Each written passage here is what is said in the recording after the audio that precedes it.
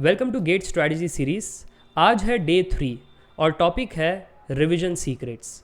देखो, बहुत सारे गेट एस्पिरेंट्स का ये सीरियस प्रॉब्लम है कि सर जी रिवीजन कैसे करें, क्योंकि सबसे पहले तो 10 सब्जेक्ट है वो देख कर के डर जाते हैं कि कहीं रिवीजन करने बैठूँ और कोई कॉन्सेप्ट भूल गया, कोई सब्जेक्ट भूल गया तो मेरा क्या होगा, और फिर अगर इस बार गेट नहीं हुआ तो फिर क्या होगा, मेरा दोस्त का हो गया मेरा नहीं हुआ तो क्या होगा। ऐसे ओवर थिंकिंग में और डर जाते हैं। तो सबसे पहले डरना नहीं है। अगर आपने अच्छे से पढ़ाई किया है, नोट्स बनाया है, तो फिर क्यों याद नहीं आएगा, ज़रूर याद आएगा। ठीक है, तो पहले कॉन्फिडेंस रखना है। फिर दूसरा, वो कॉन्फिडेंस रखते हैं, सब्जेक्ट उठा लेते हैं कि हाँ इस सब्जेक्ट को रिवाइज़ करूँगा। पहले है ना पूरा मोटिवेशन होता है, एकदम दम लगा करके पहले 3 चैप्टर अच्छे से रिवाइज़ करते हैं, उसके बाद ढीले पड़ जाते हैं। फिर 4th 5th 6th चैप्टर में तो इतने ढीले पड़ जाते कि मन नहीं लगता, बोरिंग है, मज़ा नहीं आ रहा, और फिर लास्ट चैप्टर तक तो पहुंच भी नहीं पाते। क्या ये प्रॉब्लम आपके साथ भी होता है? और ऐसे कई मन में सवाल होते हैं कि रिवीजन कहाँ से स्टार्ट करूँ, किसको रिवाइज़ करूँ, किसको नहीं करूँ, समय कम है, होगा या नहीं होगा। ऐसे बहुत सारे सवाल परेशान करते हैं और इस चक्कर में रिवीजन स्टार्ट भी नहीं करते। अगर आप भी ये प्रॉब्लम से जूझ रहे हो, आज की वीडियो में सॉल्व हो जाएगा और इसका सल्यूशन है 2 सवाल आपको पूछने हैं। वो 2 सवाल होते हैं व्हाट एंड हाउ। ये सवाल अगर आप नहीं पूछोगे तो रिवीजन स्टार्ट मत करना, पर अगर ये सवाल अच्छे से पूछ लिए रिवीजन ऑटोमेटिकली हो जाएगा। व्हाट का मतलब क्या मेरा वीक है, व्हाट इज़ माई वीकनेस, पहले ये फाइंड करो। अब वीकनेस कैसे पता चलेगा, है ना, कि व्हाट इज़ माई वीकनेस, ये फाइंड करने का प्रोसेस क्या है। टेस्ट सीरीज़ लिखो, प्रीवियस ईयर क्वेश्चन सॉल्व करो, इससे आपको अपनी कमियों के बारे में पता चल जाएगा। ठीक है, अब जब वीकनेस पता चल गया तो वीकनेस भी इस फनल के थ्रू पता चलेगा। देखो, सबसे पहले वीकनेस पता चलेगा कि मेरा एक सब्जेक्ट है वो बहुत ही वीक है, मान लो इंजीनियरिंग मैथमेटिक्स। ठीक है, फिर उसके अंदर पता चलेगा कि सब कुछ वीक नहीं था इस सब्जेक्ट के अंदर। लीनियर अलजेब्रा बढ़िया था, प्रोबेबिलिटी सॉल्व हो रहा था, पर है ना कैलकुलस का चैप्टर गड़बड़ था। तो फिर आपको पता चलेगा कि मेरा एक चैप्टर वीक है। फिर जो चैप्टर वीक है उसके अंदर भी चेक करो, अरे अगर कैलकुलस वीक है तो पूरा वीक थोड़ी ना है, लिमिट्स के सवाल तो बना रहा हूँ। ठीक है, कॉन्टिन्यूटी भी बन रहा है, मीन वैल्यू थ्योरम भी बन रहा है, पर हाँ वो जो मैक्सिमम मिनिमा का सवाल है ना वो नहीं बन रहा है। फिर आपको टॉपिक के बारे में पता चलेगा। तो ऐसे फनल डाउन करो और अपनी कमियों के बारे में थोड़ा और एनालिसिस करो कि अच्छा एग्जैक्टली मेरा ये टॉपिक वीक है, अगर इस पर पकड़ बना लूँ तो अल्टीमेटली वो मेरा सब्जेक्ट भी स्ट्रांग हो जाएगा। समझ में आ रहा है? अब यहाँ पर बच्चे गड़बड़ क्या करते हैं, ये व्हाट वाला जो सवाल है वो पूछते नहीं है, ये फनल बनाते नहीं है। तो है ना अक्सर मुझे सुनने में आता है कि सर जी मैंने है ना आपका कोर्स 2-3 बार पढ़ लिया है, पूरा का पूरा वीडियो 2-3 बार देख लिया है, बट फिर भी सवाल नहीं बन रहे। मैंने कहा ऐसे कैसे हो सकता है? फिर मैं उनसे सवाल पूछता हूँ कि क्या नहीं बन रहा है, तो क्या नहीं सर जी ये पता नहीं, बस सवाल नहीं बन रहा है। जैसे मान लो अगर आप डॉक्टर के पास जाते हो और आप कह रहे हो मैं बीमार हूँ, डॉक्टर पूछ रहा है कहाँ पर दर्द हो रहा है, आँखों में, पेट में, कमर में, बदन में, कहाँ पर हो रहा है?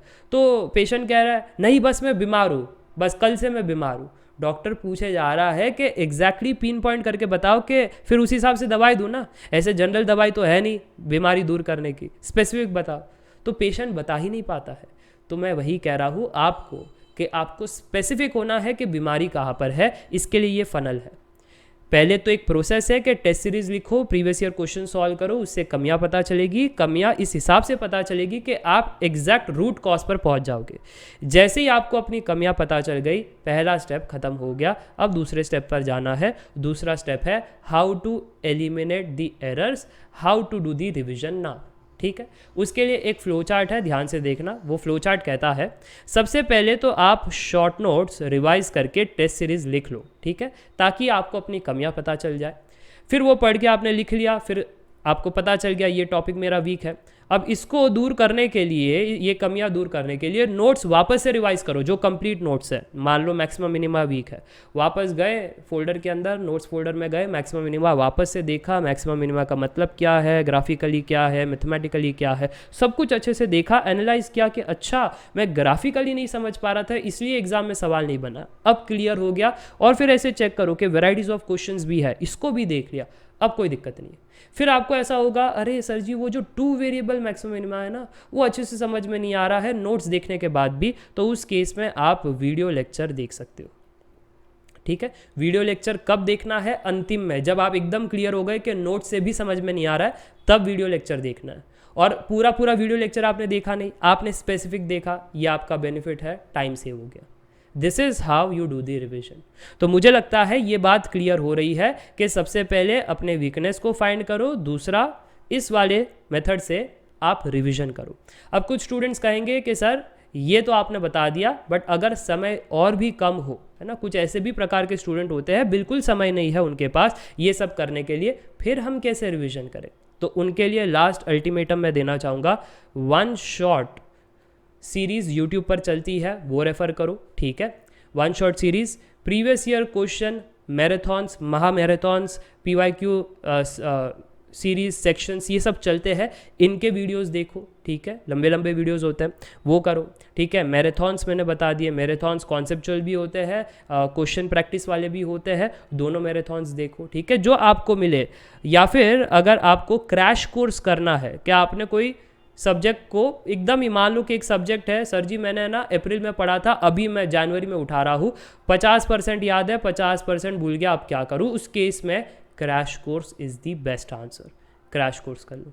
तो ये अल्टीमेटम है उन स्टूडेंट्स के लिए जो एकदम से अभी यहाँ तक आ चुका है रिवीजन, है ना, अब करे तो करे क्या, ये चीज़ है। जो स्टूडेंट्स शिद्दत से पढ़ाई कर रहे हैं उनके लिए ये शिद्दत वाला मेथड है रिवीजन का, परफेक्ट है, ठीक है। एक टॉपर वाला जो प्लान है वो यही है, ठीक है। और जो लास्ट में है आ रहे हैं रिवीजन के लिए, उनके लिए ये चीज़ें बनी है। और फाइनली मेरे ओर से एक लास्ट स्पेशल टिप, जितना हो सके फ्री टाइम में फॉर्मूला लिस्ट ज़रूर से रिवाइज करो। फॉर्मूला लिस्ट ये सभी को रिवाइज करना है, सोने के पहले, उठने के बाद, ठीक है, ये ज़रूर करना। इससे बेनिफिट क्या होगा, बैक ऑफ द माइंड जो है ना, वो जो परमानेंट ब्रेन जहाँ पर है ना, वहाँ पर वो रिकॉल हो जाता है, ट्रिग्नोमेट्री के फॉर्मूलाज, बाकी फॉर्मूलाज, ठीक है। तो सबकॉन्शियसली भी आप आंसर कह पाते हो। सबकॉन्शियसली आपको किसी ने पूछा कि sine square is equal to what, तो आप कहोगे मल्टीपल ट्रिग्नोमेट्री आइडेंटिटीज़ है जो मेरे दिमाग में है, जैसे 1 minus cos square theta, so on and so fourth, ठीक है।